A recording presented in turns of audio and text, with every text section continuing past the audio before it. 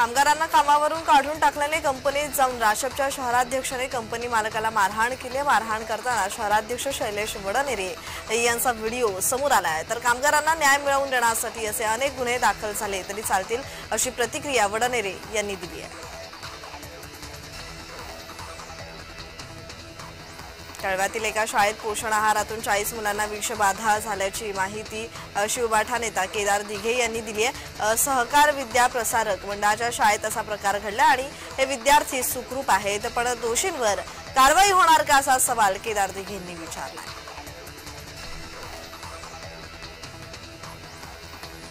पुण्यातील समर्थ पोलीस स्टेशनमध्ये इम्तियाज जलील यांच्या विरोधात गुन्हा दाखल करण्यात आला आहे। गुन्हा दाखल करताना शेकडो नागरिकांनी गर्दी केल्याचं पाहायला मिळालेलं आहे। जलील यांनी त्यांच्या तिरंगा यात्रेदरम्यान छत्रपती संभाजीनगरच्या फलकाला काळं फासल्याने गुन्हा दाखल करण्यात आला आहे।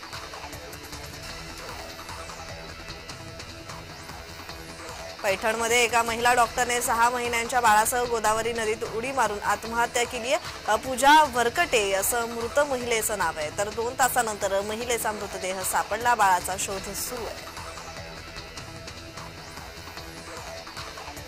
महाराष्ट्रानं केंद्र सरकारकडे काही मागितले की ते लगेचच मिळतं याचा पुन्हा एकदा प्रत्यय आला। गृहमंत्री अमित शहा यांनी राज्यातील शेतकऱ्यांसाठी 1 कोटींच्या वर पॅकेज जाहीर केलेला आहे। नैसर्गिक आपत्तीच्या काळात विशेष मदत जाहीर करून त्यांनी कोणत्याही संकटात शेतकऱ्यांच्या आणि राज्याच्या पाठीशी आहोत असं दाखवून दिलं असं ट्विट मुख्यमंत्री एकनाथ शिंदेंनी केलेलं आहे। यावेळी त्यांनी पंतप्रधान नरेंद्र मोदी आणि अमित शहांचेही आभार मानले।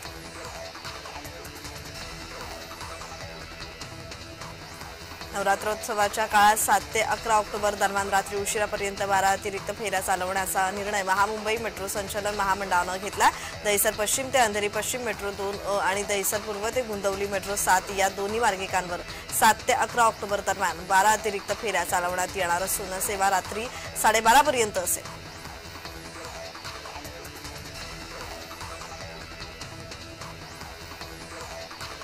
वैजापूर पोलिसांनी पाटील गल्ली परिसरात 11 किलो गांजा जप्त केला आहे। 3,19,000 रुपये किमतीचा मुद्देमाल त्यांनी हस्तगत केला। मात्र यातील 2 आरोपी पळून गेले असून पोलिसांकडून त्यांची शोध मोहीम सुरू आहे।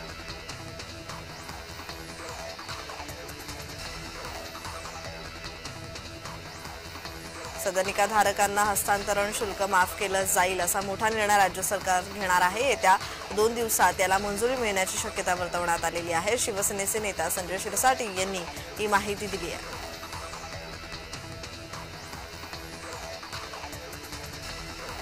छत्रपती संभाजीनगर शहरातील वाहतूक कोंडीतून सुटका करण्यासाठी महानगरपालिकेने आता अतिक्रमण हटाव मोहीम सुरू केली आहे। विकास आराखड्यातील रस्ते आणि सर्व्हिस रोडवरील अतिक्रमण हटवण्याची मोहीम महापालिका प्रशासन उद्यापासून प्रत्यक्षात करणार आहेत अशी माहिती पालिका प्रशासनाच्या वतीने देण्यात आली आहे।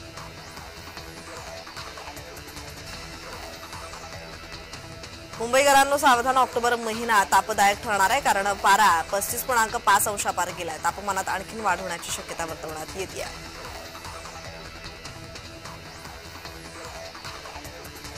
आगामी विधानसभा निवडणुकीची प्रक्रिया सुरळीत पार पाडण्यासाठी सूक्ष्म नियोजन करावे यासाठी मुख्य निवडणूक अधिकारी एस चोक्कलिंगम यांनी धुळे जिल्हाधिकारी कार्यालयामध्ये सर्व नोडल अधिकाऱ्यांना निर्देश देण्यात आलेले आहेत।